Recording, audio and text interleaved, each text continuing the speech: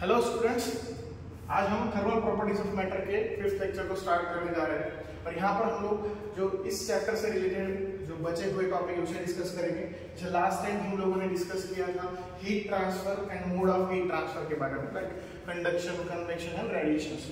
Similarly उससे related जो बचे हुए थ्योरेटिकल कांसेप्ट है वो यहाँ पर हम लोग डिस्कस करने वाले हैं और ये हम लोगों का लास्ट थ्योरेटिकल लेक्चर होगा about thermal properties of matter. इसके बाद जो हमारे लेक्चर्स होंगे वो न्यूमेरिकल बेस्ड होंगे और पीवाईक्यू पर होंगे।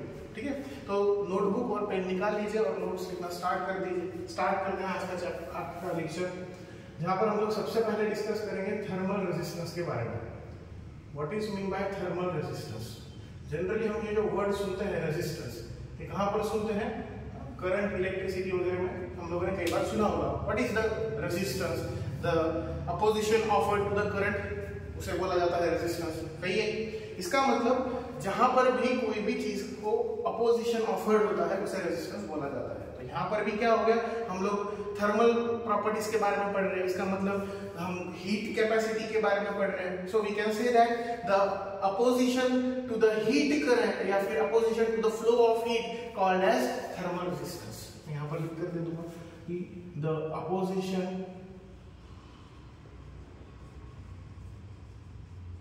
offered by material, the opposition offered by material to the heat current, to the heat current मतलब क्या? Flow of current, sorry flow of heat. जब मटेरियल में से हीट फ्लो होगा तो उसे जो मटेरियल की तरफ से अपोजिशन मिलता है, the opposition offered by the material to the heat current is called as thermal resistance.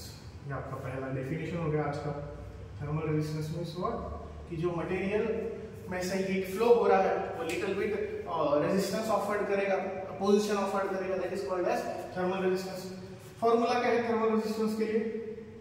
Thermal resistance is equal to क्या आ जाता है फार्मूला? L/K। अब यहाँ पर what is mean by L? That is length of rod. ये conduction के लिए चल रहा है। यहाँ पर आपने लिखा है what is the K? Thermal conductivity,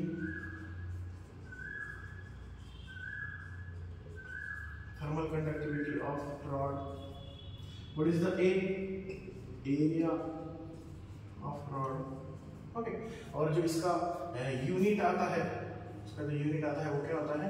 kelvin per VAT. क्या आता है? Kelvin per VAT. सपोज अगर ये आपको डाउट है कैसे आएगा तो इसे यहाँ पर हम सॉल्व करके देखते हैं। L/K × A। लेंथ का यूनिट क्या आता है? मीटर। और आपको थर्मल कंडक्टिविटी का यूनिट अगर निकालना है तो उसके लिए आपको कैसे सॉल्व करना होता है? ये होता है कुछ याद होगा आपको, डिवाइडेड बाय L। तो K का यूनिट क्या होता है? ये आपका होता है वैट। और ये यहाँ पर एक कट कर दीजिए, अभी ये आ जाएगा मीटर पर केल्विन। ये आपका यूनिट बन जाता है। किसके लिए बनता था? थर्मल कंडक्टिविटी के लिए। अब इसे उठाकर यहाँ पर पुट कर दीजिए तो ये हो गया आपका वैट पर मीटर पर केल्विन और ये आपका एरिया का मीटर स्क्वायर हो गया। यहाँ पर एक कैंसिल हो जाएगा, बचा हुआ यहाँ पर कैंसिल हो जाएगा, डबल डिनोमिनेटर को ऊपर भेज दीजिए तो केल्विन पर वैट। तो यहाँ पर भी वही लिखा है हमने, kelvin per watt is the unit for thermal resistance of the material, thermal resistance of the material which is opposition offered to the heat current होता है। ठीक है, अब इसका जो डायमेंशन है वो आप निकाल कर देखिए। यहाँ पर डायमेंशन अगर निकालने जाओगे तो डायमेंशन क्या आएगा? Kelvin per VAT. और वैट के बारे में सभी को पता है, watt is mean, what is mean by watt? Watt is the joule per second. अब उसे एक्सपांड अगर करने जाएंगे हम तो कुछ इस तरीके से आएगा, joule means newton metre per second. Double denominator को ऊपर भेज दीजिए, kelvin into second. What is mean newton? Kg metre per second square multiply metre, इसे यहाँ पर मल्टीप्लाई कर दीजिए, डबल डिनोमिनेटर को ऊपर भेज दीजिए, kelvin second cube kg metre square. अब यहाँ से आप आपका डायमेंशन निकाल सकते हो। L का जो यहाँ पर सपोज नहीं है, L की जो पावर आएगी वो कितनी आएगी? -2। m की पावर कितनी आएगी? -1। T की पावर कितनी आएगी 3 और आपका केल्विन जो है उसका पावर कितना आएगा 1। That is your dimension for thermal resistance. ये प्रॉपर्टी है जो मटेरियल क्या करता है जब उसमें से हीट फ्लो होती है तो उसे क्या करता है थोड़ा लिटिल बिट अपोज करता है। If the thermal resistance is higher that means it can not be pass through it और very little bit heat will be pass through it, ऐसा हम बोल सकते हैं। जितना बेटर कंडक्टिविटी होगा उतना सुपीरियर हीट पास होगा उस मटेरियल में से। ये एक चीज नोट डाउन कर लीजिए। ये हो चुका है, हम नेक्स्ट इस पर आते हैं। ठीक है, नेक्स्ट इसमें क्या करेंगे हम लोग, मान लीजिए कि अक्सर आपको जेईई के एग्जाम में कंडक्शन के बेस पर एक क्वेश्चन दिखाई देगा जो या तो स्लैब इन सीरीज कनेक्शन में होता है या तो फिर स्लैब इन पैरेलल कनेक्शन में होता है। सिमिलरली यही चीज आप लोग करंट इलेक्ट्रिसिटी वगैरह में भी पढ़ते हो, जहाँ पर रेजिस्टेंस आप काफी सारे कनेक्शन पढ़ चुके हो, series connection for resistance capacitors वगैरह वगैरह के लिए। यहाँ पर भी हमें वही करना है। तो हम लोग अब नेक्स्ट जो टॉपिक है वो देखेंगे slabs in series connection, slabs in series connection. मान लेते हैं कि यहाँ पर इसके लिए एक डायग्राम देखना होगा। सपोज यहाँ पर हम लोग एक हीट सोर्स है, इसका जो टेम्परेचर है वो हायर टेम्परेचर है इस तरीके से। अब जो एक स्लैब लगाया हुआ है, सपोज ये एक स्लैब है और दूसरा स्लैब, थोड़ा सा हम बड़ा दिखा देंगे ताकि आपको डिफरेंशिएट हो सके। दो अलग अलग स्लैब आपने अटैच किए, ठीक है, ये एक चीज हो गई। और ये दोनों स्लैब्स को हम लोगों ने एडियाबैटिक कोटिंग से कवर किया हुआ है, कुछ इस तरीके से मान लेते हैं। यहाँ पर हो गया, ये आपकी एडियाबैटिक कोटिंग है।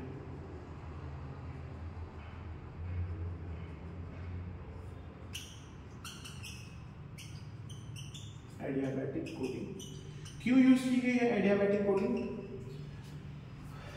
With the help of adiabatic coating, we can prevent the heat to flow from or to the system. इसका मतलब जो heat यहाँ पर होगी वो इस system में भी ही होगी, उसके बाहर नहीं जाएगी या फिर बाहर की कोई भी heat अंदर की तरफ नहीं आएगी। इसके लिए हम लोगों ने यहाँ पर adiabatic coating का यूज किया है। इसका मतलब जो heat flow होगी वो सीधा सीधा इस जगह से इस जगह पर, कहाँ पर, कोल्ड रिजर्वायर या फिर कोल्ड सेक्शन की तरफ ट्रांसफर होगी, ऐसा हम बोल सकते हैं। और ये जो बीच का सेक्शन है दैट इज द जंक्शन मान लेते हैं हम लोग इसे, क्योंकि दो अलग अलग स्लैब यहाँ पर मैच हो रहे हैं। इसकी जो लेंथ होगी वो L1 एरिया A1, इसका जो लेंथ होगा वो L2 एरिया A2, ऐसा कंसीडर कर लेते हैं हम लोग, ठीक है। अब यहाँ पर जो टेम्परेचर होगा वो TH होगा और जंक्शन में टेम्परेचर T होगा और उधर की तरफ जो टेम्परेचर होगा वो TC होगा। इस तरीके से हम कंसीडर कर लेते हैं। We all know that in the series connection current is same, current हर जगह के लिए क्या होता है, सेम होता है। तो इसके हिसाब से अगर हम लोग करंट फाइंड आउट करने जाए तो करंट को हम लोग कैसे इंडिकेट करते हैं, I से। सभी को पता है हम करंट कैसे इंडिकेट करते हैं, I से। मान लेते हैं करंट को हम इस तरीके से लिख देते हैं, heat per unit time, charge per unit time से लिखते हो आप लोग करंट में, उसी तरीके से हमने लिख दिया Q/T। और एक ओहम्स लॉ में आपने जैसे पढ़ा है, what is the current, it is the ratio of potential difference per unit resistance. यहाँ पर पोटेंशियल डिफरेंस नहीं, यहाँ पर टेम्परेचर डिफरेंस है, तो यहाँ पर हम लोग ऐसे लिख देते हैं TH माइनस, पहले सेक्शन के लिए निकाल रहे हैं, मान लो करंट फर्स्ट पहले सेक्शन के लिए, तो क्या आएगा current temperature difference TH minus T divided by for example resistance R for first slab. यहाँ पर लिख देता हूँ फॉर फर्स्ट स्लैब, हो गया। अब दूसरे के लिए निकालना है तो वो क्या आ जाएगा, current I2 is equal that is Q/T। उसके लिए यहाँ पर टेम्परेचर डिफरेंस क्या है, T minus TC divided by R2। ये आएगा आपका फॉर सेकेंड स्लैब। ये दो चीजें हो गई, ठीक है। अब ये चीज अगर आपको समझ में आ गई है, देखो फिर से बता दे रहा हूँ आपको, सिमिलर लैंग्वेज यूज करना है जो करंट के लिए यूज करते हैं हम लोग। Current is equal to charge upon time होता है, यहाँ पर हीट अपॉन टाइम कंसीडर कर लीजिए। वहां पर हम लोग अकॉर्डिंग टू ओहम्स लॉ भी देखते हैं कि potential difference per unit resistance होता है I is equal to V upon R।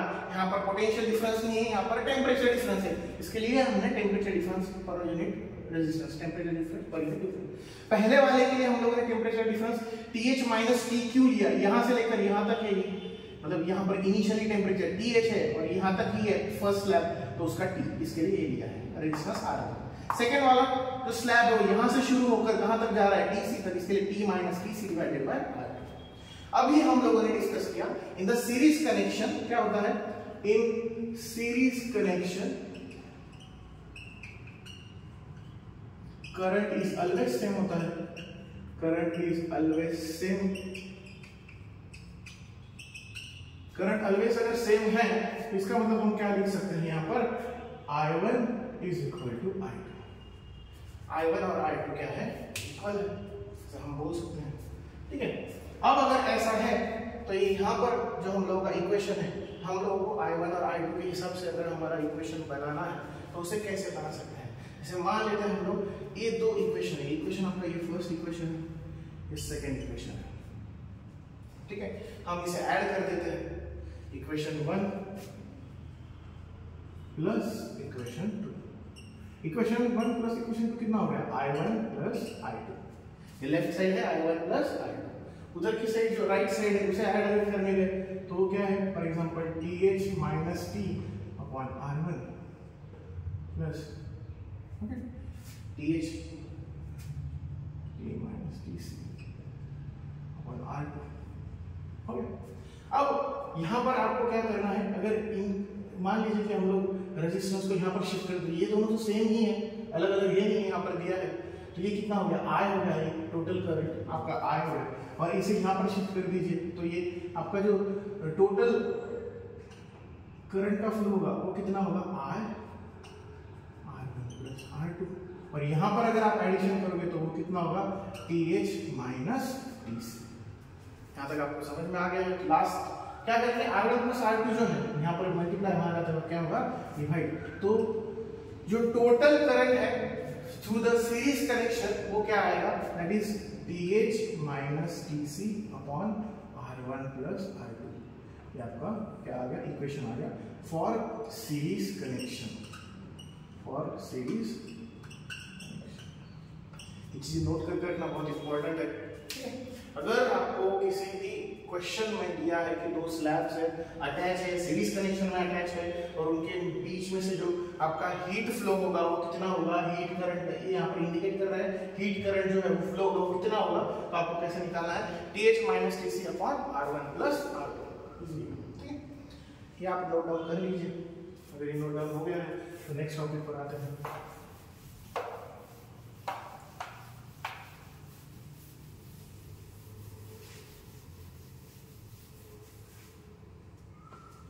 Note down कर लीजिए पहले।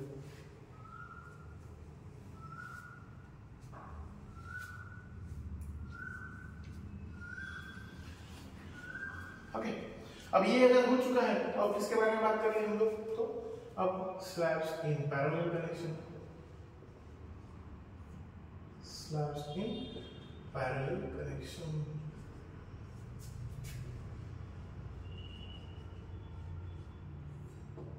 पैरेलल कनेक्शन में क्या है, दो अलग अलग रॉड्स, दो अलग अलग स्लैब्स का यूज करेंगे आप लोग, और उसे हम क्या करेंगे, जो TH और TC था उनके बीच में पैरेलली अटैच कर देंगे। मान लो ये आपका TH है, यहाँ पर इसे अटैच कर दिया, ये फर्स्ट रॉड है, सॉरी फर्स्ट स्लैब है, और ये आपका सेकंड स्लैब है, यहाँ पर आएगा TC। सभी को याद होगा फॉर द सीरीज कनेक्शन। यहाँ पर और एक चीज बता देते हैं हम लोग, जो टोटल रेजिस्टेंस होता है, टोटल रेजिस्टेंस वो क्या होता है सीरीज कनेक्शन में, जैसे करंट में लिखते हो R1 प्लस R2। यहाँ पर दो ही स्लैब है इसलिए R1 प्लस R2 लिखा है। अगर मान लीजिए दो के अलावा 3, 4 जितने भी हो तो आप लोग ऐड कर सकते हो R1 plus R2 plus R3। यहाँ पर आते हैं सीरीज कनेक्शन के बाद पैरेलल कनेक्शन में भी। अब आप लोग जब इसे सॉल्व करोगे तो डायरेक्टली अगर हम लोग इसके बारे में लिखा कर देते तो यहाँ पर क्या आएगा, आपका जो करंट का जो इक्वेशन आएगा वो क्या आएगा, TH minus TC 1/R1 plus 1/R2। अब एक चीज नोटिस कीजिए, यहाँ पर जो इक्वेशन बचा है ना वो 1/R1 प्लस 1/R2 है। तो ये भी सभी को याद होगा, ये same total resistance for parallel connection है। यही चीज आपको करंट इलेक्ट्रिसिटी में भी पढ़ाई जाती है। सीरीज कनेक्शन में जब रेजिस्टेंस निकालोगे तो R1 + R2 करके निकालोगे, यहाँ पर जब निकालोगे तो कैसे निकालोगे, रेसिप्रोकल, एडिशन ऑफ रेसिप्रोकल करके निकाला जाता है। तो ये जो दो चीजें हम नोट करके रखे हैं, यहाँ पर ये चीज आएगी और यहाँ पर ये चीज आने वाली है, ठीक है। तो यहाँ पर पहले रेजिस्टेंस आप रेसिप्रोकल का एडिशन करोगे और फिर वो ऐड करोगे और TH - TC के साथ उसको मल्टीप्लाई करोगे। वहां पर क्या है, टोटल रेजिस्टेंस कैसे निकालोगे, R1 + R2 निकालना है, ये चीज को याद रखना है, ठीक है। उसके बाद अब नेक्स्ट टॉपिक पर आते हैं। यहाँ से हम लोगों को आगे जो पढ़ने हैं टॉपिक्स, जैसे मान लीजिए कि अगला टॉपिक आपको जो देखना है वो कौन सा है, रेडिएशंस में हमें एक बहुत इंपॉर्टेंट चीज को पढ़ना है। वो ऐसा होता है कि suppose there is a source of heat, कोई भी एक सोर्स ऑफ हीट है, जैसे सन को मान लेते हैं। सन के बारे में हमें जब पढ़ना होता है तो वहां से निकलने वाले जितने भी थर्मल रेडिएशन है जो यहाँ पर अर्थ पर आते हैं, अलग अलग ऑब्जेक्ट्स पर इंसिडेंट होते हैं, उन वहां पर इंसिडेंट होने के बाद उन जो वो जो थर्मल रेडिएशन होते हैं उनका क्या होता है, इसका मतलब वो कौन से पार्ट्स में डिवाइड होते हैं, वो उसके बारे में हमें यहाँ पर पढ़ना है। जो रेडिएशन है, we all know that the radiation is a mode of heat transfer which does not require any medium वगैरह वगैरह, जैसा आपने लास्ट लेक्चर में ऑलरेडी पढ़ा है, ठीक है। उसके बाद आगे हमें देखना है इसके में कि क्या होता है थर्मल रेडिएशंस के लिए, अलग अलग चीज़ों को पढ़ना है, ब्लैक बॉडी, उससे रिलेटेड अलग अलग टर्म्स, अलग अलग लॉज, सभी को देखना है यहाँ पर, ओके ना। सो रेडिएशंस में क्या होता है कि सपोज हम लोग कंसीडर करते हैं, अगर हमने सन ले लिया, यहाँ से आने वाले जो रेडिएशंस है वो अगर किसी भी एक पर्टिकुलर मटेरियल पर इंसिडेंट होते हैं तो वहां पर ये जो टोटल हीट आ रही है, total thermal radiation, total heat जो आ रही है वो तीन अलग अलग पार्ट में डिवाइड हो जाती है। कौन से तीन अलग अलग पार्ट में डिवाइड होती है, तो सपोज कुछ अमाउंट ऑफ हीट ये जो बॉडी है वो एब्सॉर्ब कर लेती है, क्या कर लेती है, एब्सॉर्ब, मतलब हीट एब्सॉर्ब, मैं यहाँ पर लिख देता हूँ, हीट एब्सॉर्ब कर लेती है। ये फर्स्ट फैक्टर, जितना हीट आ रहा है उसमें से कुछ अमाउंट ऑफ हीट को ऐड कर ले रहे हैं, एब्सॉर्ब कर ले रहे हैं। कुछ मटेरियल्स क्या करते हैं, ऐड करने के बाद कुछ अमाउंट ऑफ हीट रिफ्लेक्ट कर देते हैं, तो दूसरा एक और पार्ट हो गया हीट रिफ्लेक्ट। इसका मतलब क्या होगा, कुछ बॉडीज क्या करती है, हीट रिफ्लेक्ट, रेडिएशन रिफ्लेक्ट भी करती है, और कुछ क्या करती है जो उसमें से हीट को ट्रांसमिट भी करती है, हीट ट्रांसमिट, ये भी लिख देते हैं हम लोग। So we can say that whenever the thermal radiations will be incident on a material, it's depend on the properties of that material, but it will be categorized into three categories: heat absorb, heat reflect and heat transmit. Depend करता है अलग अलग properties पर, हम लोग वही discuss करेंगे, कब एब्जॉर्ब करेगा, कब रिफ्लेक्ट करेगा, कब ट्रांसमिट करेगा। जैसे मान लेते हैं हम लोग कि कुछ कुछ जो पर्टिकुलर मटेरियल्स होते हैं उनकी अपनी एक प्रॉपर्टी होती है by which it can be absorb the heat radiation, वो क्या कर सकते हैं, हीट को एब्जॉर्ब कर सकते हैं। क्यों, जस्ट बिकॉज ऑफ उनकी वो प्रॉपर्टीज है। एग्जांपल ब्लैक बॉडी के बारे में ले लेते हैं, ये ऐसे बहुत अलग अलग बॉडीज हैं जिनमें हीट एब्जॉर्प्शन कैपेसिटी बहुत होती है, बट सबसे बेस्ट एग्जांपल जो होता है वो आइडियल ब्लैक बॉडी, वो एक ऐसी बॉडी होती है जितने भी रेडिएशन उस पर इंसिडेंट होंगे वो सभी के सभी वो क्या कर लेता है, एब्जॉर्ब कर लेता है, तो उसे बोला जाता है particular ideal black body. For your kind information, there is no any ideal black body present in the universe, but near about कुछ black bodies है, तो उन्हें हम लोग कंसीडर कर सकते हैं, ठीक है। तो हीट एब्जॉर्प्शन, वो हीट एब्जॉर्ब करती है, ठीक है। कुछ जो होती है वो हीट रिफ्लेक्ट करती है। देखिए समर सीजन में मोस्टली ब्लैक बॉडी का मीनिंग ये नहीं होता the body which is in black colour, जरूरी नहीं है जो ब्लैक कलर में है वही ब्लैक बॉडी है। जैसे बहुत सारे बॉडीज है जो ब्लैक बॉडी ब्लैक कलर में नहीं है फिर भी वो as a black body work करते हैं। You can say that all the stars are black bodies, sun are also a black body, ये हम बोल सकते हैं, ठीक है। तो ये याद रखना है आपको, जो बॉडीज में सबसे ज्यादा हीट एब्जॉर्बिंग कैपेसिटी है उसे बोला जाता है ब्लैक बॉडी। हीट रिफ्लेक्शन कौन कर सकता है, फॉर एग्जाम्पल जैसे मान लीजिए कि जो रिफ्लेक्टर होते हैं, पॉलिश सरफेस होते हैं, उस पर से जो हीट है वो ज्यादा से ज्यादा रिफ्लेक्ट हो सकती है। हमारी जो ह्यूमन बॉडी है वो भी हीट रिफ्लेक्ट करती है, ठीक है, लाइट रिफ्लेक्ट करती है। जो विजन के लिए हम लोग ऑप्टिक्स में पढ़ते हैं, the light rays, all the light rays which are incident on the our bodies after the incidence it will be reflect, इसी वजह से विजन होता है, सभी चीजें दिखाई देती है। और कुछ मटेरियल जो होते हैं वो क्या करते हैं, हीट ट्रांसमिट करते हैं। ये कौन से मटेरियल होते हैं, परफेक्ट ट्रांसमीटर जिसे बोला जाता है। मोस्टली ये मटेरियल्स ट्रांसपेरेंट होते हैं, फॉर एग्जांपल ग्लास, क्वार्ट्ज, तो ऐसे मटेरियल जो है वो क्या कर सकते हैं, हीट ट्रांसमिट कर सकते हैं। तो हम यहाँ पर ऐसा लिख सकते हैं, जो टोटल हीट आती है, total heat will be divided in this three categories, that means some amount will be absorb, that is QA, heat absorb, some amount will be reflect, that means QR, heat reflect, and some amount will be transmit, that means QTR। क्या करना है हमें कि total heat is equal to क्या होता है, heat absorb plus heat reflect plus heat transmit.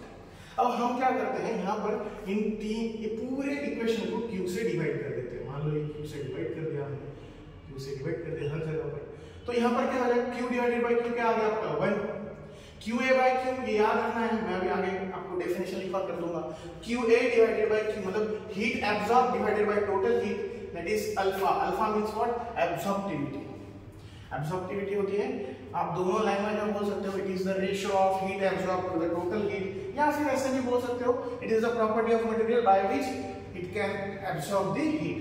Okay, यहाँ पर क्या आ जाएगा आपका R रिफ्लेक्टिविटी, और ये आ जाएगा आपका TR ट्रांसमिटिविटी। ये आपका एक इक्वेशन है for the bodies, different bodies. A plus R plus TR is equal to क्या होता है, 1 होता है। ये आपको याद रखना है। मैं यहाँ पर तीनों के बारे में लिखा कर देता हूँ। A इज इक्वल टू एब्सॉर्प्टिविटी, यहाँ पर लिख सकते हो आप the property of material by which it can absorb heat radiation।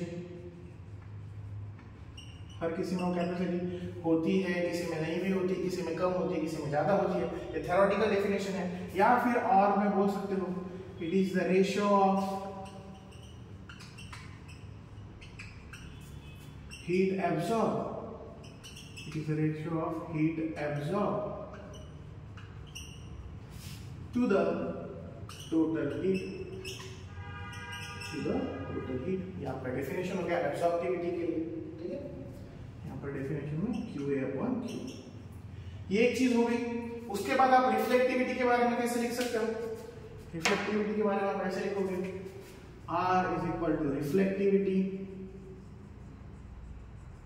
Reflectivity के बारे में कैसे लिखोगे, the property of material by which it can reflect heat radiation incident on it, heat radiation incident on it, आपको याद रखना है। या फिर वही लिख सकते हो, ratio of the QR/Q, that is called as reflectivity. Okay, यहाँ पर एग्जांपल आप एब्सॉर्प्टिविटी के लिए एक एग्जांपल ले लीजिए। ओके, ब्लैक बॉडी में लिखवा देता हूँ all stars, sun is also star, sun भी लिख सकते हो, ठीक है ना। ये आपको याद रखना है, और आगे देखेंगे हम लोग ब्लैक बॉडी के बारे में क्या हो जाएगा। ट्रांसमिटिविटी के बारे में क्या लिख सकते हो, यहाँ पर है ट्रांसमिटिविटी, इसके बारे में क्या लिख सकते हो, ट्रांसमिटिविटी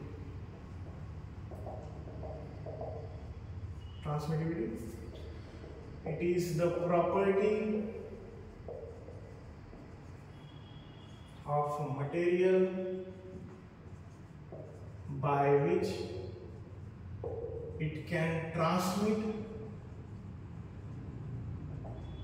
heat radiation। क्या कर सकता है, हीट रेडिएशन को ट्रांसमिट कर सकता है। Example glass, okay, example glass, quartz, जितने भी आपके ट्रांसपेरेंट मटेरियल है उसके बारे में आप यहाँ पर मेंशन कर सकते हो। जो भी ट्रांसपेरेंट है उनके बारे में आप ट्रांसमिटिविटी के बारे में लिख सकते हो, नोट डाउन कर लीजिए।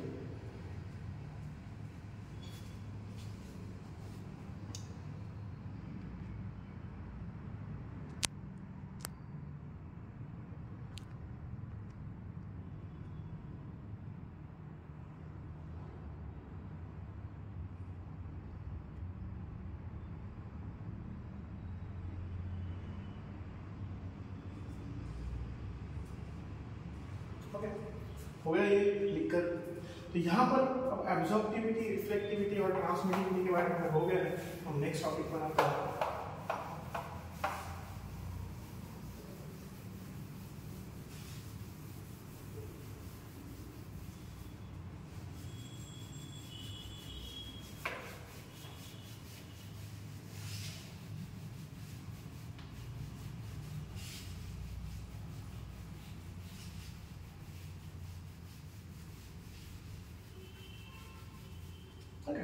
नेक्स्ट टॉपिक के बारे में अगर हम बात करें तो यहाँ पर हम लोगों ने अभी जो लिखा है alpha, R, T R, absorptivity, reflectivity, transmittivity, उसके बारे में और आगे अगर बोला जाए, अभी आप लोगों ने इक्वेशन लिखा alpha plus R plus T R is equal to 1। इसका मतलब इन सभी को मिलाकर टोटल यील्ड बनती है। तो अल्फा के बारे में आप क्या लिख सकते हो? अल्फा मान लीजिए कि for a perfect black body, for a perfect absorber, sorry, for a perfect absorber or ideal black body,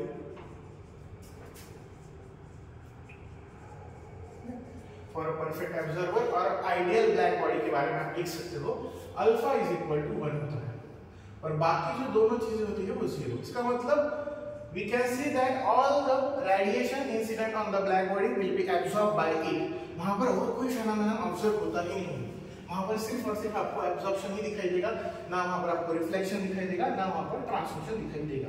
इसके बारे में बाद में और क्या होता है ब्लैक बॉडी में वो हम बाद में डिस्कस करेंगे। फिलहाल आपको ये याद रखना है, कई बार आपको एग्जाम्स में पूछा जाता है conditions for the black body, that is this alpha is equal to 1, R is equal to 0 and T R is equal to 0। हो गया, ये एक पहली कंडीशन हो गई, मतलब यहाँ पर 1 है, ये दोनों 0 है, 1 हो गया, सही है।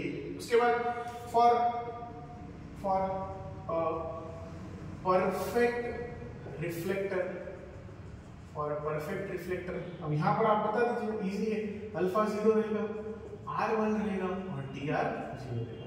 सिर्फ और सिर्फ रिफ्लेक्शन होगा और कोई भी चीज अगर नहीं होगी तो उसे बोला जाता है परफेक्ट रिफ्लेक्टर। उसमें सिर्फ आर इज इक्वल टू 1 होगा और टी आर और अल्फा जो है वो 0 होगा। ये कंडीशन है फॉर परफेक्ट रिफ्लेक्टर। नेक्स्ट पर आता है फॉर परफेक्ट ट्रांसमीटर।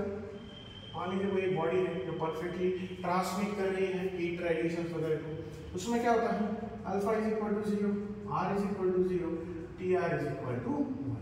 सिर्फ ट्रांसमिशन होगा और कुछ भी नहीं होगा तो उसे क्या बोला जाता है परफेक्ट ट्रांसमीटर बोला जाता है। अब आते हैं, ऐसा तो जरूरी नहीं है कि सभी परफेक्ट हो, सीधी सी बात है, सिर्फ परफेक्ट नहीं हो सकते।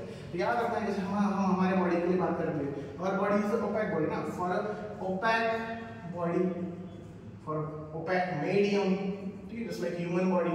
अब हम एक ऑब्जर्व कीजिए, जब भी हम लोग मान लीजिए समर सीजन में या फिर कोई भी नॉर्मली हम लोग जब रूम से या फिर घर से बाहर की तरफ निकलते हैं तो क्या होगा, जब आप आउटडोर इसमें हो, सराउंडिंग में हो, तो क्या होता है कि कुछ रेडिएशंस जो आपकी बॉडी पर आती है, due to that radiations, due to that thermal radiations, आपका जो बॉडी टेम्परेचर है वो बढ़ जाता है। सही है, इसका मतलब हम ये बोल सकते हैं कि उतनी देर के लिए कुछ अमाउंट ऑफ हीट रेडिएशंस हमारी बॉडी ने क्या किए हैं, एब्सॉर्ब कर लिए हैं। इसका मतलब वहां पर एब्सॉर्प्शन भी हुआ और थर्मल रेडिएशंस जो है वो रिफ्लेक्ट भी होता है, इसीलिए रीजन भी है। इसके लिए फॉर ओपैक मीडियम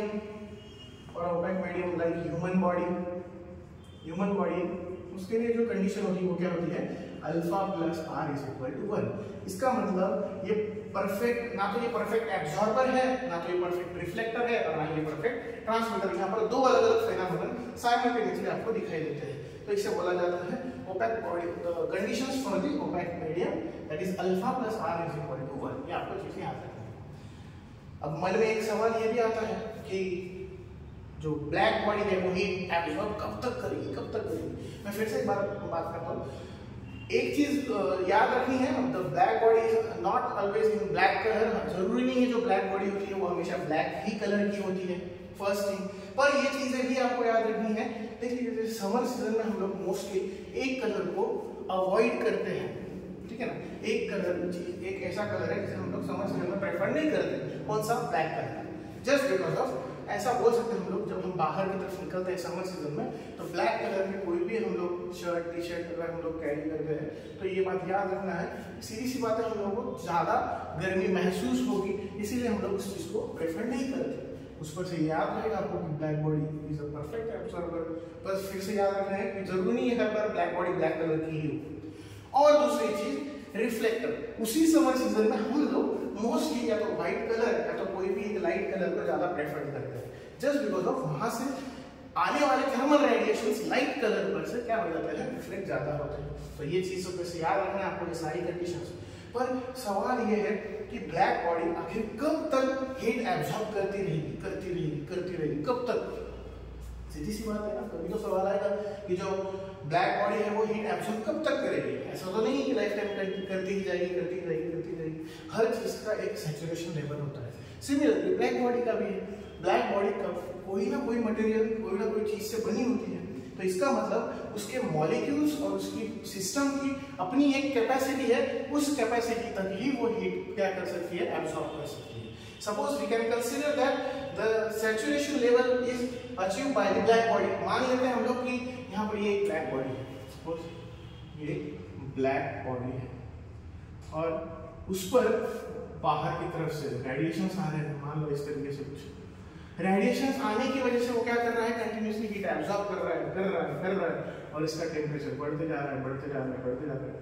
कब तक बढ़ेगा? मान लो कि इसमें जितने भी मॉलिक्यूल्स होंगे वो सभी मॉलिक्यूल्स ने क्या कर लिया है, सैचुरेशन लेवल क्या कर लिया है, अचीव कर लिया है। इनका जो सैचुरेशन लेवल है वो अचीव हो चुका है, सभी मॉलिक्यूल्स फुल्ली हीट एब्सॉर्ब कर चुके हैं, अब उनमें कोई भी कैपेसिटी नहीं बचा है। तो वो अब क्या करना स्टार्ट करेगा, जितने भी रेडिएशन आ रहे हैं उसे अब वो क्या करना स्टार्ट करेगा, इमिट करना स्टार्ट करेगा।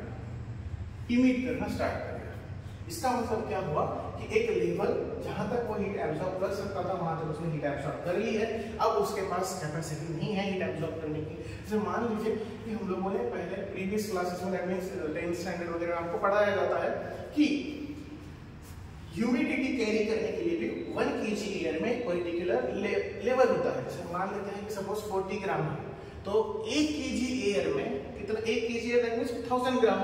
1000 ग्राम में से वाटर वेपर ह्यूमिडिटी के लिए कितना स्पेस है, 40 ग्राम सपोज। तो 40 ग्राम ह्यूमिडिटी वाटर वेपर कैरी करने के बाद अब वो जो एयर है वो कभी भी फिर से और ह्यूमिडिटी कैरी नहीं करेगा। सिमिलरली यहाँ पर भी क्या है कि ब्लैक बॉडी अगर सैचुरेशन लेवल अचीव कर चुकी है तो अब उसके बाद वो क्या करेगा, हीट और कैरी नहीं करेगा, अब वो हीट क्या करेगा, इमिट करेगा। तो यहाँ पर एक नोट हमेशा याद रखना, a good absorber is always a good emitter. A good absorber is always a good emitter. दोनों चीजें याद रखनी है। A good absorber is always a good emitter. Just because of उसने हीट एब्सॉर्ब करके रखी है, इतनी हीट ऑक्यूपाई कर ली है, तो ऑब्वियसली वही ज्यादा हीट इमिट करेगा। जिसके पास हीट एब्सॉर्ब ही नहीं है, रेडिएशन एब्सॉर्ब ही नहीं है, तो वो इमिट क्या करेगा, जैसे कितना करेगा, ज्यादा तो नहीं कर पाएगा ब्लैक बॉडी से। याद रखना है, ब्लैक बॉडी अगर good absorber is always good emitter. इसे एक एग्जांपल से समझते हैं। अच्छा मान लीजिए आप कभी एग्जाम्स देने जाते हैं, मोस्टली जिन बच्चों का स्टडी नहीं हुआ होता है उनका एक्सपेक्टेशन क्या होता है ना, वहां जाने का शायद कोई आसपास वाला स्टूडेंट है जिसका मैं देख के शायद कुछ ना कुछ लिख लूं, ठीक है।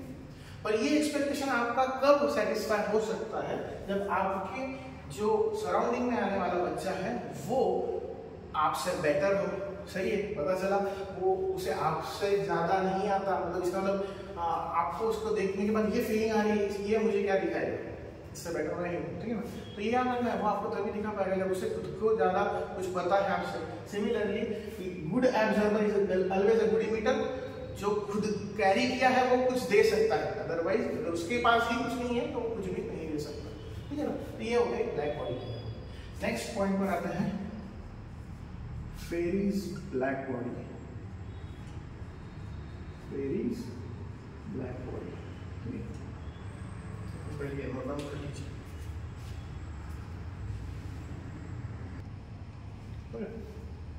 फेरीज ब्लैक बॉडी क्या है उसके बारे में डिस्कस। हम लोगों ने अभी डिस्कस किया जो जितने भी बॉडीज हैं वो आइडियल ब्लैक बॉडी नहीं, आइडियल ब्लैक बॉडी मतलब कि जो 100% हीट एब्जॉर्ब करते जा रहे हैं। पर हम लोग जो यूनिवर्स में देखते हैं उसमें जो मोस्ट ऑफ जो एग्जांपल्स देखते हैं ब्लैक बॉडी के वो नियर अबाउट ब्लैक बॉडी है।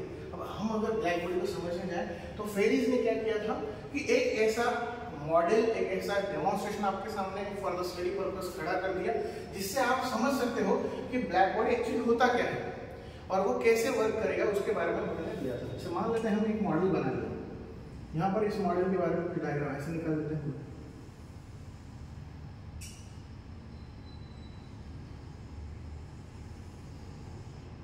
ओके, ये कुछ एक डायग्राम मैंने निकाला है यहाँ पर। सपोज फेरिस ब्लैक बॉडी में कुछ इस तरीके का कंस्ट्रक्शन था, डबल वॉल जो है वो कंस्ट्रक्शन दिखाई देता है आपको। अब मान लेते हैं कि ये जो इनर वॉल है, जितनी भी इनर वॉल है,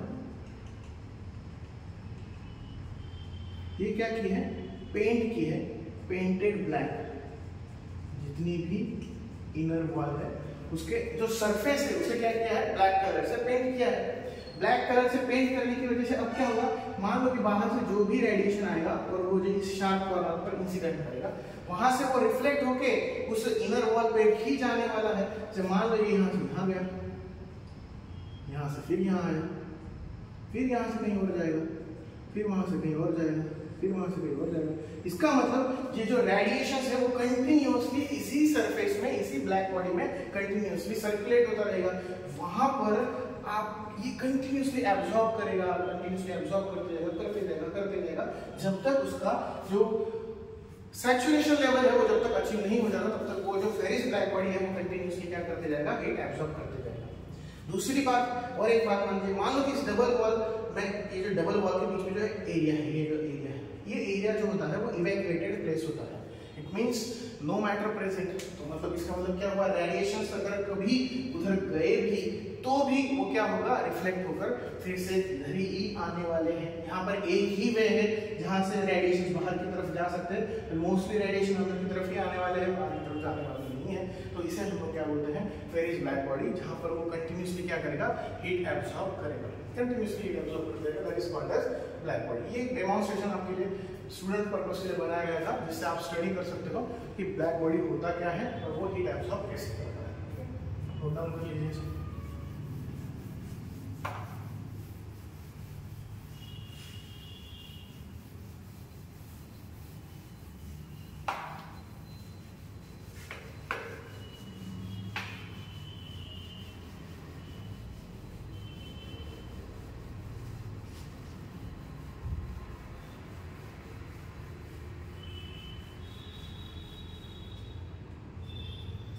ओके, अब यहाँ तक आ गए हैं। अब यहाँ से इस चैप्टर के लास्ट टॉपिक पर आते हैं, जहाँ पर आपको 3 अलग अलग लॉज को पढ़ना है।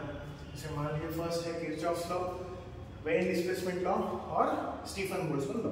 अब उससे पहले हम एक चीज को समझ लेते हैं कि कोई भी एक बॉडी जो है यूनिवर्स में, कोई भी एक बॉडी मान लीजिए, जैसे मान लीजिए कोई चेयर है, हम लोग हैं, मतलब ह्यूमन बॉडी है, या कोई भी object, any object always emits the radiations. वो क्या करते हैं, कंटिन्यूअसली रेडिएट्स करते हैं रेडिएशंस को हर टेम्परेचर पर, एक्सेप्शनल केस 0 केल्विन। सिर्फ 0 केल्विन टेम्परेचर को अगर छोड़ दें हम लोग, तो उसके अलावा कोई भी टेम्परेचर पर क्या होता है, जो बॉडीज है वो कंटिन्यूअसली हीट रेडिएशंस को रेडिएट करते हैं, इमिट करते हैं, ऐसा हम बोल सकते हैं। यहाँ पर एक चीज को हम कंसीडर कर लेते हैं, सही, ये कंसीडर कर लो, ये आपका ऑब्जेक्ट है,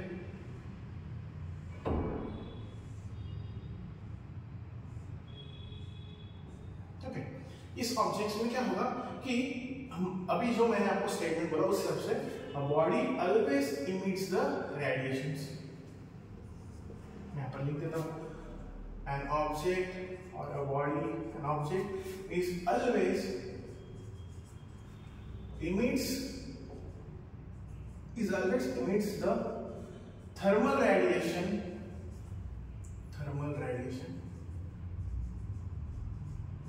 at all temperatures, except 0 kelvin. सिर्फ 0 केल्विन को अगर छोड़ दिया जाए तो जो आपका कोई भी बॉडी है वो हमेशा क्या करता है, रेडिएशन जो है वो इमिट करता रहता है। अब इसमें 3 कंडीशन ले लेते हैं। इसका मतलब सपोज यहाँ पर हम लोग एक चीज को समझ लेते हैं कि ये इमिट तो कर रहा है, ये तो एक्सेप्ट अभी भी जो मैं मान लो कि अभी भी जो ये कैमरा है जो चेयर है वो कंटिन्यूसली क्या कर रहे हैं, रेडिएशंस को इमिट कर रहे हैं।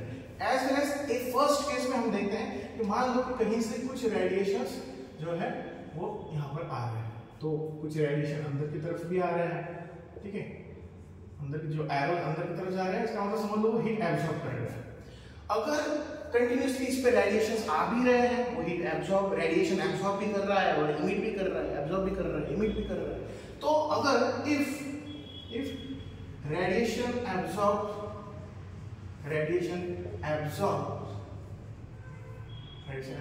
is greater than radiation emits अगर होगा, या फिर emitted radiation होगा, जो absorb है वो ज्यादा है as compared to emit से, then temperature of object will be increase।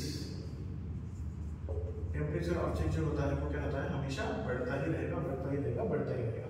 अगर वो हीट ज्यादा एब्जॉर्ब कर रहा है, रेडिएशन ज्यादा एब्जॉर्ब कर रहा है और इमिट कम कर रहा है, इसका मतलब क्या होगा, वहां पर जो आपका टेम्परेचर है वो बढ़ता जाएगा। ये याद रखना है आपको, हीट एब्जॉर्ब ज्यादा कर रहा है, एब्जॉर्प्शन ज्यादा है एज कंपेयर टू इमिशन से, तो इसका मतलब उसका टेम्परेचर बढ़ेगा।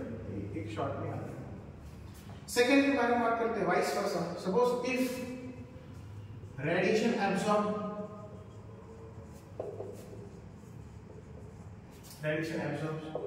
is less than radiation emits, then temperature of object will be decreased।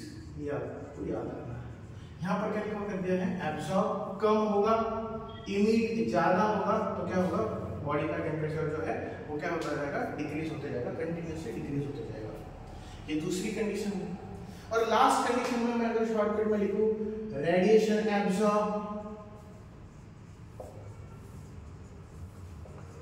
Is equal to radiation emit अगर है, ये दोनों इक्वल है, सो object will be in thermal equilibrium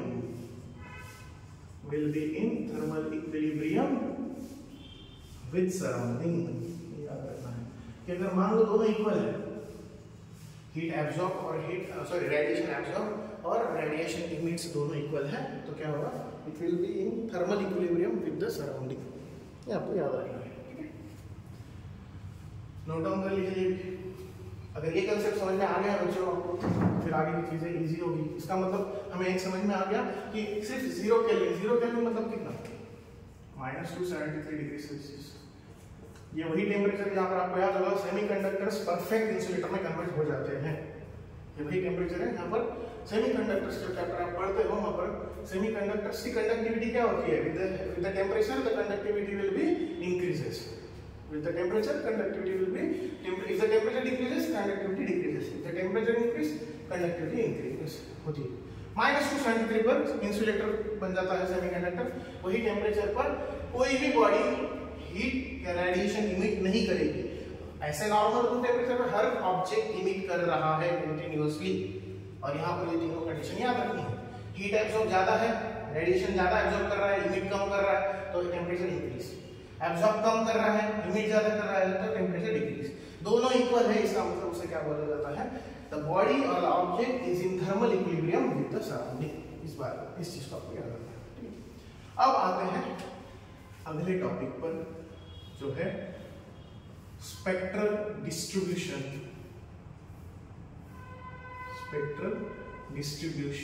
of thermal radiation.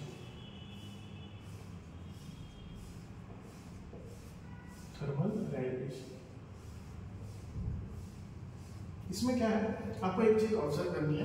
एक ग्राफ हम ड्रॉ करेंगे, with the help of that graph आपको एक चीज ऑब्जर्व करनी है कि यहाँ पर थर्मल रेडिएशन का जो स्पेक्ट्रल डिस्ट्रीब्यूशन देखा होगा आप लोगों ने, spectral distribution of the radiation will be categorised on the basis of wavelength वगैरह वगैरह। अलग अलग रेडिएशन के अलग अलग वेवलेंथ होते हैं, उसी हिसाब से उन्हें कैटेगराइज किया जाता है, अल्ट्रावायलेट, इंफ्रारेड वगैरह वगैरह अलग अलग रेडिएशंस में उन्हें डिवाइड किया जाता है। तो स्पेक्ट्रल डिस्ट्रीब्यूशन को स्टडी करने के लिए तो ल्यूमर्स थे, उन्होंने क्या किया, एक ल्यूमर्स जो थे उन्होंने क्या किया, एक ग्राफ आपके सामने इंट्रोड्यूस करवाया। यहाँ पर वाई एक्सिस पर मान लीजिए लिख लेते हैं हम लोग intensity of radiation, intensity of radiation. इसे कैसे दिखाएंगे आप, Q per unit area per unit time, that means heat per unit area per unit time. इसे आप ऐसे लिख सकते हो जूल पर मीटर स्क्वायर पर सेकेंड, ऐसे जूल पर मीटर स्क्वायर पर सेकेंड, या फिर इसे और कैसे बोल सकते हो, जूल पर सेकेंड मतलब क्या, वैट, वैट पर मीटर स्क्वायर, ऐसे बोल सकते हो। That is your intensity of radiation. यहाँ पर हो गई। और यहाँ पर आप एक्स एक्सिस पर क्या लिख सकते हो, वेवलेंथ, वेवलेंथ। अब यहाँ पर आपको क्या देखना है, जो इसका ग्राफ होता है वो कैसे बनेगा और उस पर से कंक्लूजन क्या निकल कर आता है। स्पेक्ट्रल डिस्ट्रीब्यूशन ल्यूमर्स ने जो दिया, वहां पर एक कर्व, जनरली एक कर्व ड्रॉ कर लेते हैं हम लोग, मान लेते हैं यहाँ पर एट टेम्परेचर T, ये मान लेते हैं। अब इस कर्व में एक नोटिस करते हैं कि जो पॉइंट है वो सबसे हाईएस्ट पॉइंट है, हाँ, एम्पलीट्यूड जो भी आप बोलते हो उस हिसाब से हम अगर देखें तो सबसे हाईएस्ट पॉइंट है, पीक पॉइंट है। यहाँ पर मैं लिख देता हूँ, ये है मेरा lambda max. What is mean bye lambda max, इसका मतलब ये नहीं हुआ कि वहां पर टेम्परेचर ज्यादा है, या फिर ये भी नहीं हुआ कि वो जो वेवलेंथ वो सबसे ज्यादा है। Why lambda max is written here, just because of ये वो वेवलेंथ है जहां पर सबसे ज्यादा रेडिएशंस निकल रही है। इस वेवलेंथ की रेडिएशन सबसे ज्यादा निकल रही है, ऐसा हम लोग बोल सकते हैं। जैसे मान लो कि हम लोग ऐसा बोले कि कोई भी एक हीट सोर्स है, वहां से नंबर ऑफ रेडिएशंस निकल रही है, तो जितने भी रेडिएशंस होंगी उनमें से 80% रेडिएशंस की वेवलेंथ ये होगी और बचे हुए 20% की अलग अलग होगी। तो मोस्ट ऑफ रेडिएशंस की वेवलेंथ क्या है, यही है, सेम है, तो इसलिए उसे बोला गया लैम्बडा मैक्स। ठीक है, अब आते हैं दूसरा कर्व, टेम्परेचर अगर चेंज कर दिया जाए T टू टेम्परेचर, तो वहां पर आपको क्या दिखाई देगा कि इस तरीके से ग्राफ किया। तो यहाँ पर पीक पॉइंट ये आ गया आपका, तो इसे भी मार्क कर लेते हैं नीचे। ये अब सेकंड कर्व के लिए ये लैम्बडा मैक्स है और ये इसका इंटेंसिटी है। यहाँ पर भी ऑब्जर्व कर रहे होंगे आप कि इंटेंसिटी बहुत ज्यादा है, तो इसीलिए इसे लैम्बडा मैक्स बोला गया। सेकंड कर्व के लिए, सेकंड टेम्परेचर के लिए यहाँ पर जो इंटेंसिटी है वो सबसे ज्यादा है, इसीलिए उसे लैम्बडा मैक्स बोला गया। इस वेवलेंथ की सबसे ज्यादा रेडिएशन वहां से निकल रही है। ऐसे जितने भी कर्व ड्रॉ करेंगे आप और टेम्परेचर चेंज करेंगे तो you can see that the intensity will be changed, wavelength will be changed, everything is changed। तो ये यहाँ पर तीसरे पॉइंट को मार्क कीजिए। आपको यहाँ पर ये तीसरा लैम्बडा मैक्स मिला है, ये फर्स्ट, ये सेकंड और ये थर्ड। यहाँ पर इन कर्व्स पर से एक ऑब्जर्व होता है कि the intensity of the radiation is proportional to the lambda, is depends on the lambda। और इस चीज को और एक ऑब्जर्व करते करते आप देख सकते हो कि जब जब टेम्परेचर बढ़ रहा है, ये जो लैम्बडा की वैल्यू है वो लेफ्ट साइड पर शिफ्ट हो रही है। और ये चीज सभी को पता होगी, on the X axis if the numbers will be goes towards the right side that is increasing, but if we goes to the left side that means it will be decreasing. तो ये spectral distribution का जो curve था, ये ल्यूमर्स ने और अलग अलग साइंटिस्ट ने मिलकर दिया था। यहाँ पर एक चीज ऑब्जर्व हुई, थ्योरेटिकली या फिर ग्राफिकली रिप्रेजेंटेशन हो गया कि जो वेवलेंथ होता है वो इंटेंसिटी ऑफ रेडिएशंस पर और टेम्परेचर पर कहीं ना कहीं इफेक्ट करता है। अब ये चीज को आप अगर समझ गए होंगे तो इस पर से वेन्स डिस्प्लेसमेंट लॉ समझना काफी आसान हो जाता है। जिस बच्चे को ये चीज समझ में आ गई है, टेम्परेचर का अगर देख रहे हो आप लोगों को कंटिन्यूसली बढ़ रहा है, इंटेंसिटी टेम्परेचर बढ़ रहा है, उसी वक्त एक चीज एक और ऑब्जर्व हो रही है, जो वेवलेंथ है वो क्या हो रही है, कंटिन्यूअसली डिक्रीज हो रही है। हाँ, जो चीज आप रेडिएशंस के बारे में पढ़ते हो, जो रेडिएशंस वगैरह के बारे में आप स्टडी करते हो, वहां पर एक चीज देखी जाती है हम लोगों को अक्सर कि जो रेडिएशंस होते हैं, कुछ रेडिएशन, बच्चों का सवाल होता है कि कुछ रेडिएशन हमें नहीं दिखाई देती।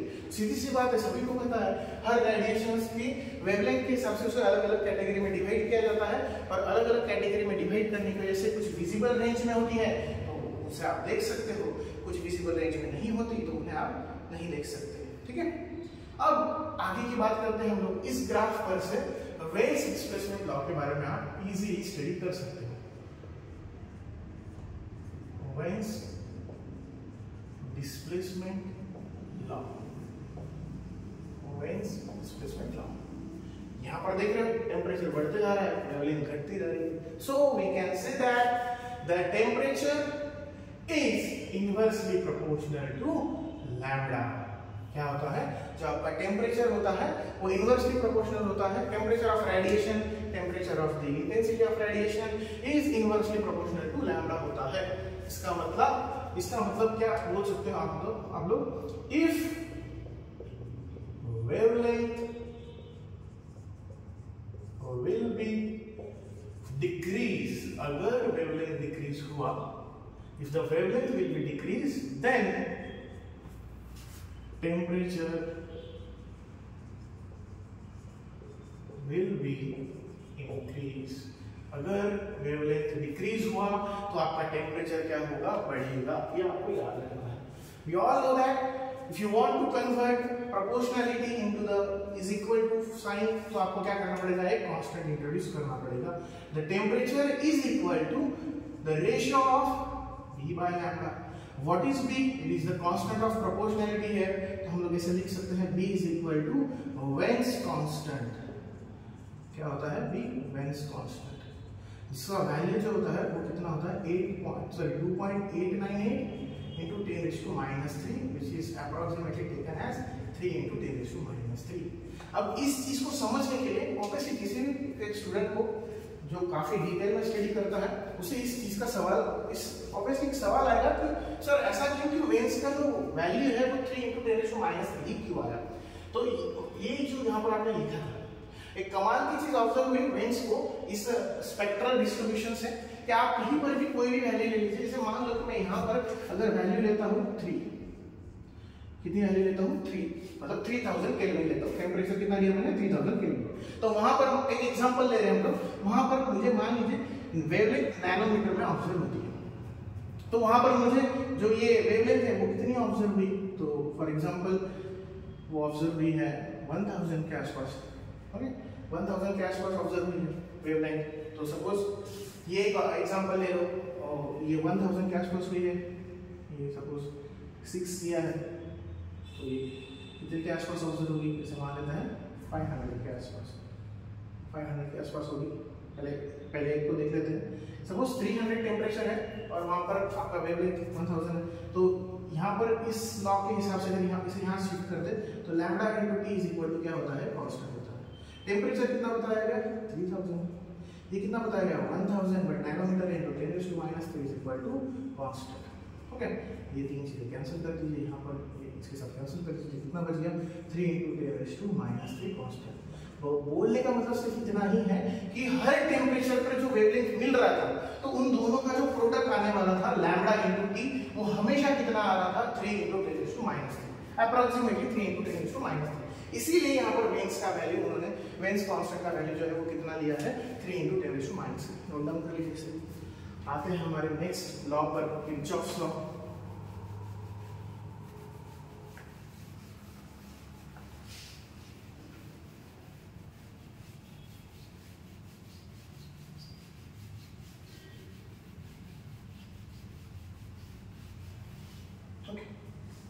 किरचॉफ्स लॉ पर आते हैं।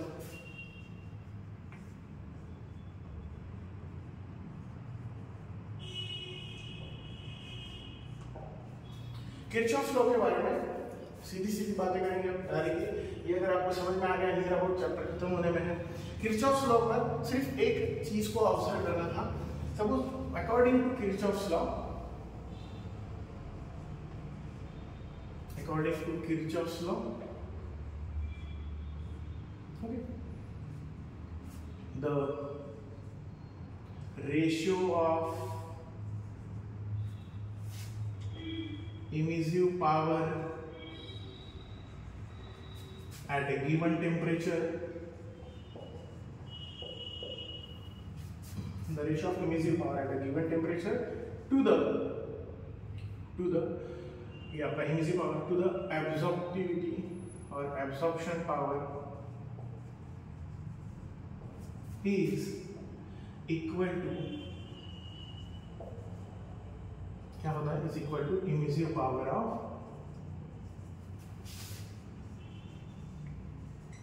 ब्लैक बॉडी होता है। Emissive power of black body होता है। ठीक है, इसका मतलब क्या हुआ, यहाँ पर हम लोग ऐसे लिख देते हैं इसे, अगर क्या बोला है emissive power of black body, emissive power of black body कैसे लिखाएंगे, R suffix B, emissive power of black body which is equal to the क्या होता है emissive power of emissive power of any body, कोई भी body को eight given temperature ले लीजिए और उसका एब्जॉर्प्शन निकाल लीजिए, तो उन दोनों के रेशियो को क्या बोला जाता है, उन दोनों के रेशियो का जो रेशियो होगा वो नियर अबाउट इक्वल टू क्या होता है emissive power of the black body होता है। ये किरचॉफ्स लॉ के बारे में बताया जाता है। यहाँ पर एक चीज और याद रखना, वेन्स डिस्प्लेसमेंट का एप्लीकेशन क्या है, वेन्स डिस्प्लेसमेंट लॉ क्यों यूज किया जाता है उसके बारे में आपको अगर मान लीजिए, to determine the temperature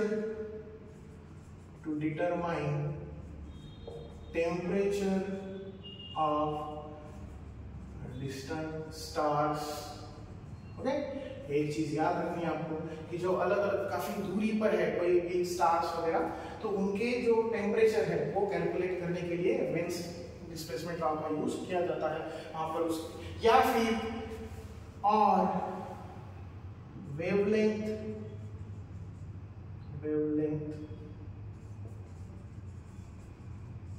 of radiation which comes from very long distance। ये चीजें याद रखनी है, जो बड़े बड़े स्टार्स होते हैं तो रेडिएशन करता है, उसे कैलकुलेट करने के लिए वेन्स डिस्प्लेसमेंट लॉ का यूज किया जाता है। नोट डाउन कर लीजिए इसे। ठीक है, अब हम हमारे इस चैप्टर के लास्ट लॉ के बारे में पढ़ेंगे जो है स्टीफन बोल्ट्जमैन लॉ। जैसे आप लोगों ने इन चीजों को ऑब्जर्व किया, उसी तरीके से वेन्स डिस्प्लेसमेंट लॉ के बारे में ऑब्जर्व कीजिए, जैसे जैसे वेवलेंथ कम होते जा रहा है, वेवलेंथ कम हो रहा है, इसका मतलब रेडिएशन का कॉन्सेंट्रेशन बढ़ता है, उसका टेम्परेचर बढ़ता है, हर पैरामीटर्स क्या होता है बढ़ता है। इन चीजों को नोट डाउन कर लीजिए। ओके, अब लास्ट जो हम लोग का इस चैप्टर का लॉ है वो है Stefan Boltzmann law. Stephen Boltzmann law. Okay, what is Stephen Boltzmann law? दो अलग अलग साइंटिस्ट हैं जिन लोगों ने मिलकर एक कंट्रीब्यूशन दिया है इस चैप्टर में। वो ये है कि द रेडिएशन पावर और emissive power of the black body क्या होगी, किस पर डिपेंड होगी, इसके बारे में जो नॉलेज, उसके बारे में जो इंफॉर्मेशन थी वो इस लॉ के हिसाब से हम लोगों को मिलती है। यहाँ से हम लोगों को उसके बारे में इंफॉर्मेशन मिलता है। According to Stefan Boltzmann law, the emissive power of the black body are which is directly proportional to the fourth power of temperature होता है। याद रखना कि radiation power, emissive power of the black body, मैं R की जगह पर लिख देता हूँ, R is the emissive power of black body होता है, emissive power of black body जो क्या होता है जूल पर सेकेंड पर मीटर स्क्वायर और वैट पर मीटर स्क्वायर होता है। ठीक है, अब फिर से वही प्रोपोर्शनलिटी को इज इक्वल टू फॉर्म में लाना है तो आपको क्या करना पड़ेगा, इज इक्वल टू का सिंबल देना पड़ेगा, इज इक्वल टू में क्या लगाना पड़ेगा, the emissive power R is equal to क्या होता है, it is the sigma into fourth power of the temperature होता है। What is the sigma? सभी को पता है, sigma is the constant. What which constant? Stefan Boltzmann constant. क्या होता है? Stefan Boltzmann constant. ये चीज नोट डाउन कर लीजिए। स्टीफन बोल्ट्जमैन कांस्टेंट का वैल्यू बहुत इजी है, याद रखेंगे 5.67 into 10 raised to -8। किसी बात है 5 6 7 8 याद रख सकते हैं। ठीक है, ये चीज याद रखनी है। अब उसके बाद इसका यूनिट के बारे में अगर बात करें तो यूनिट क्या आएगा, सीधी सी बात है, ऑलरेडी रेडिएशन के बारे में, emissive power of the black body के बारे में लिखा दिया joule per second per metre square, और इसको यहाँ पर शिफ्ट करवा दीजिए तो क्या हो जाएगा unit joule per second per metre square per kelvin raise to 4। ये इसका यूनिट है, सीधी सी बात है। अब इसका डायमेंशन आप लोग कैलकुलेट करके कमेंट बॉक्स में बताना कि डायमेंशन क्या आएगा इसका। ठीक है, ऑलरेडी हम लोग इसको बहुत बार डिस्कस कर चुके हैं। आई होप सो इस चीज का आंसर आपको इजीली पता चल जाए कि dimension of the Stephen Boltzmann constant क्या है। इस चीज को थोड़ा स्टडी कीजिए और अच्छे से करिए। अब ये क्या हो गया, Stephen Boltzmann constant for the black body हुआ। अब ब्लैक बॉडी पर ही ये चीज यूज होती थी। यहाँ पर एक नोट करने जैसी चीज है, हम एक बात बता सकते हैं, according to this law the radiation power of black body the radiation power of black body is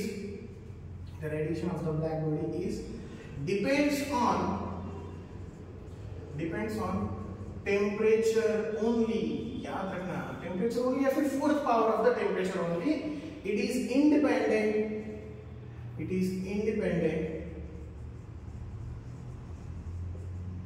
from nature of surface and other factors. और किसी भी चीज पर ये डिपेंड नहीं होगा. सिर्फ किस पर डिपेंड होगा? Radiation power of the black body is function of the fourth power of the temperature only. सिर्फ फोर्थ पावर ऑफ टेम्परेचर पर डिपेंड करता है और किसी भी चीज पर डिपेंड नहीं करता. ठीक है, ये चीज को याद रखना है. और स्टीफन बोल्ट्जमैन लॉ, अब ये चीज हो गई. उसके बाद बात करेंगे, ये एक नोट हो गया. अब रेडिएशन पावर सिर्फ ब्लैक बॉडी के ही काउंट कर सकते हैं क्या हम लोग? नहीं, हम लोग चाहे तो दूसरे जनरल बॉडीज के लिए. ये फॉर ब्लैक बॉडी हुआ,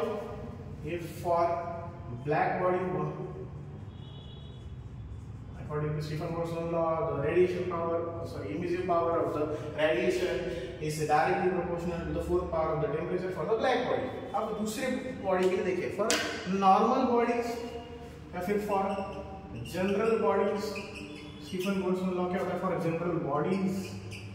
ठीक है, याद रखना है क्या होता है Stefan Boltzmann law? The emissive power of radiation is proportional to fourth power of the temperature. यहां तक सभी को ये भी वही था. फिर उसके बाद आप लिखोगे R इज इक्वल टू, यहाँ पर क्या था? ब्लैक बॉडी के टाइम में सिग्मा इंटू T⁴. यहाँ पर सिर्फ एक और फैक्टर आएगा, E into sigma into T⁴. What is the E? It is emissivity. ये याद रखना है. अब बात ये, यहाँ पर इमिसिविटी क्यों नहीं है? आपको याद होगा ब्लैक बॉडी के लिए मैंने एक चीज लिखवाई थी. ब्लैक बॉडी के लिए जो अल्फा होता है, एब्सॉर्प्टिविटी, वो कितना होता है? 1 होता है. और ये भी लिखवाया था, good absorber is always good emitter. तो अल्फा अगर 1 होगा तो याद रखना है ब्लैक बॉडी की इमिसिव पावर भी कितनी होती है? 1 ही होती है. इमिसिविटी कितनी होती है? E 1 होता है. तो यहाँ पर E लिया भी तो 1 होगा, इसके लिए वहां पर मेंशन नहीं किया जाता. यहाँ पर क्या होता है? For black body E is equal to 1 होता है. For a normal object E will be lies between 0 to 1. E की जो वैल्यू होती है वो कितनी होती है? 0 और 1 के बीच में. दैट मींस 0.1, 0.2, 0.3 ऐसा कुछ तो होती है. इसीलिए याद रखना है कि जो इमिसिव पावर होती है फॉर नॉर्मल बॉडी वो कितनी होती है? E into sigma into T⁴ होती है. ये आपको नोट करना है. देख लेना न्यूमेरिकल में जो भी है. ब्लैक बॉडी के बारे में पूछा है तो ये फॉर्मूला यूज करना है. नॉर्मल बॉडीज के बारे में पूछा है तो आपको ये फॉर्मूला यूज करना है. अब उसके अलावा एक और चीज के बारे में लास्ट एक चीज याद रखना है. सपोज अगर आपको कोई भी एक एग्जांपल दिया है जहां पर बोला गया कि black body is in the surrounding having temperature, कुछ दिया है, तो ऐसा मान लेते हैं कि ब्लैक बॉडी का टेम्परेचर ज्यादा है और जो दूसरी बॉडी है या सराउंडिंग है उसका टेम्परेचर कम है. तो वहां पर सपोज अगर ऐसा होता है तो हमें क्या करना है? हीट लॉस होगा. इसका मतलब due to the temperature difference the heat will be transfer from black body to the surrounding. ऐसा कुछ होगा तो हम क्या करेंगे? यहाँ पर एक और फॉर्मूला लिख लेंगे, the energy lost by black body. Energy lost by black body, उसे कैसे लिखा जाएगा? R is equal to sigma into T⁴ minus T⁴. जैसे मान लीजिए कि ये T⁴ जो है वो क्या है? Temperature of the black body है और T⁴ जो है वो आपका क्या होगा? टेम्परेचर ऑफ द सराउंडिंग होगा. ये चीज को नोट करके रख लीजिए. ठीक है, ये छोटी चीजों को याद रखना है. फिर से यहाँ पर वही चीज याद रखना है, R इज इक्वल टू क्या होता है? Q by T into A भी होता है. ये याद रखना है इमिसिव पावर. ओके, ये चीजें याद रखकर आपको इस चैप्टर को स्टडी करना है. यहाँ पर हम लोग ऑफिशियली ये बोल सकते हैं कि आपका जो ये चैप्टर है वो थ्योरेटिकली खत्म हो चुका है. यहाँ पर आप लोगों का ये थर्मल फिजिक्स का फर्स्ट पार्ट था, थर्मल प्रॉपर्टीज ऑफ मैटर, वो पूरी तरीके से खत्म हो चुका है. अब नेक्स्ट लेक्चर में हम लोग जब मिलेंगे तो इस पर जो क्वेश्चन है, जैसे कंडक्शन पर है क्वेश्चन, रेडिएशन पर जो क्वेश्चन है, वेन्स डिस्प्लेसमेंट लॉ या फिर स्टीफन बोल्ट्जमैन लॉ, उन पर हमें न्यूमेरिकल देखने हैं. और उसके बाद फिर हम लोग इस चैप्टर से रिलेटेड, इस टॉपिक से रिलेटेड PYQs को देखेंगे. एक बार ये खत्म हो जाए तो फिर हम लोग next topic kinetic theory of gas की तरफ जाएंगे। तब तक के लिए आप लोग इस चीज को स्टडी करके रखिए। कुछ डाउट्स अगर है तो आप बता सकते हो, जो कुछ यहाँ पर अगर पूछा है आपने से डायमेंशन पूछा है तो आप कमेंट बॉक्स में लिख सकते हो। और कोई भी अगर डाउट है तो आप कोई भी डाउट कोई भी सजेशन है तो आप कमेंट बॉक्स में लिख सकते हो। Okay, thank you.